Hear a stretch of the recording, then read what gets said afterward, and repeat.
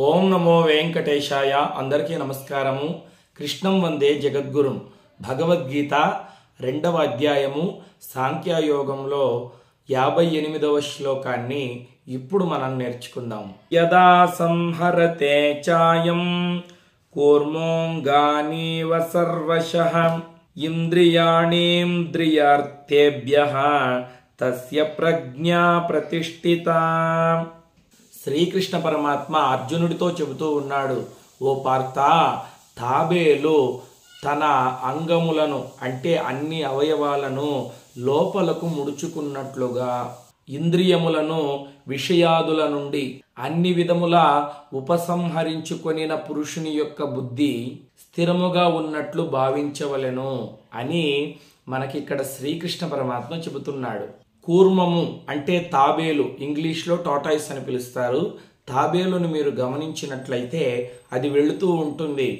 దానికి ఏమైనా అపాయము కలిగేటువంటి పరిస్థితి వచ్చినప్పుడు 4 కాళ్లను తలను కూడా లోపలకు తీసుకుంటుంది. పైనున్నటువంటి చిప్ప మాత్రమే కనిపిస్తుంది. అవయవాలన్నీ కూడా లోపలకు వెళ్ళిపోతాయి అన్నమాట. అదేవిధంగా పురుషుడు లేదా స్త్రీ ఎవరైనా కావచ్చు, సమాజంలో మనకు ఎన్నెన్నో వింతైనటువంటి అద్భుతమైనటువంటి వస్తువులు కనిపిస్తూ ఉంటాయి. వాటి మీద మనస్సు పోనివ్వకుండా ఆ మనస్సును నిగ్రహించుకోవాలి. తాబేలు ఎలాగైతే తనకు అపాయము అని తెలిసినటువంటి పరిస్థితుల్లో తన అవయవాలన్నింటినీ లోపలికి తీసుకుంటుందో, పురుషుడు ఒక అందమైన స్త్రీ కనిపిస్తుంది, ఆమె మీద ఆకర్షణ కలుగుతుంది. చూసిన తక్షణమే ఎంత బాగుందో, ఈవిడను పొందాలి అనేటువంటి కోరిక లభిస్తుంది. స్త్రీలకు కూడా అంతే. ఒక అందమైన పురుషుడు కనిపించినప్పుడు మనసు చంచలిస్తుంది, దాన్ని నిగ్రహించుకోవాలి.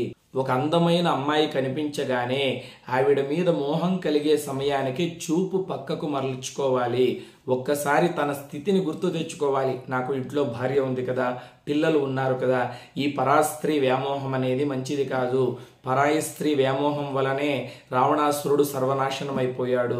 కీచకుడు, సైంధవుడు మొదలైనటువంటి వాళ్ళందరూ సర్వనాశనం పొందారు కదా, కాబట్టి నాకెందుకు అని ఒక రెప్పపాటు క్షణము వెంటనే సత్యాన్ని గ్రహించి చూపు పక్కకు మరల్చి మనసులో భగవంతుణ్ణి ధ్యానం చేసుకోవాలి.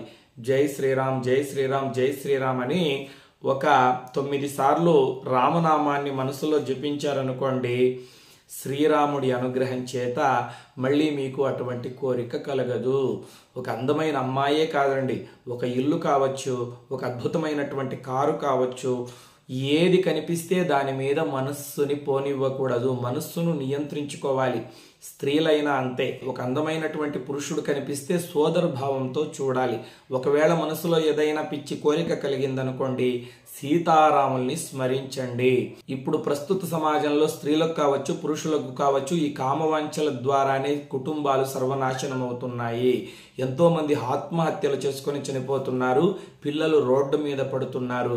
క్షణికమైనటువంటి సుఖం కోసం ఇంద్రియాలను నిగ్రహించుకోలేక జీవితాలని పాడు చేసుకుంటూ ఉన్నారు. అందుకే భగవద్గీత చదవమని చెప్పేది.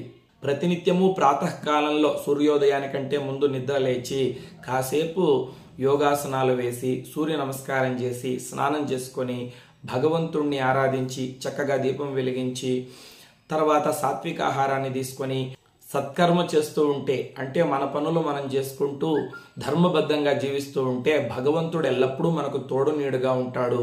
మన జీవితానికి అర్థము పరమార్థము ఉంటుంది. మనకు మోక్షం కూడా కర్తలామలకం అవుతుంది. మీ అందరికీ చక్కగా అర్థమైందనే భావిస్తూ ఉన్నాను. లోకా సమస్తా సుఖినో భవంతు. కృష్ణార్పణం.